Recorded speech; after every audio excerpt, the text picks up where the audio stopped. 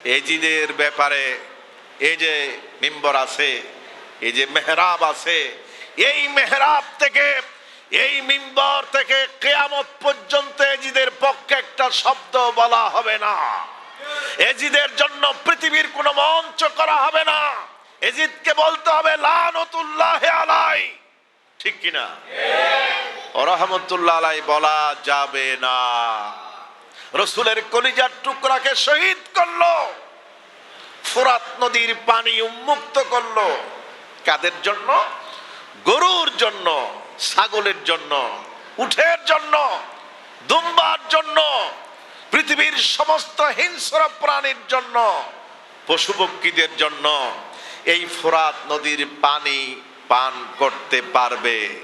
নাপাক এজিদ বলেছে, তার সাঙ্গপাঙ্গরা বলেছে, ইমাম হোসাইন এবং তার সাথী সঙ্গীরা এই ফোরাত নদীর থেকে এক ফোঁটা পানি পান করতে পারবে না। জোরে বলেন নাউজুবিল্লাহ।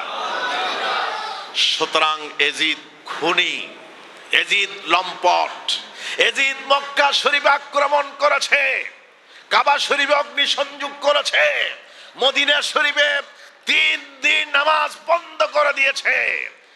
যে এজিদ মক্কা শরীফে হামলা করেছে, মদিনা শরীফে হামলা করেছে, সাহাবায়ে কেরামদেরকে শহীদ করেছে, নবীর আওলাদকে শহীদ করেছে, নবীর আওলাদকে এক ফোঁটা পানি না দিয়ে নিষ্পাপ শিশুকে হত্যা করেছে, সে কোনোদিন জান্নাতের সুঘ্রাণ পেতে পারে না, ঠিক কিনা?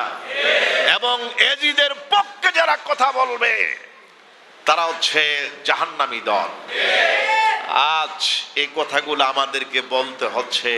খুব দুঃখের বিষয়, এক সময় 10 বছর আগে আমরা এই আহলে হাদিসের নাম কখনো শুনি নাই।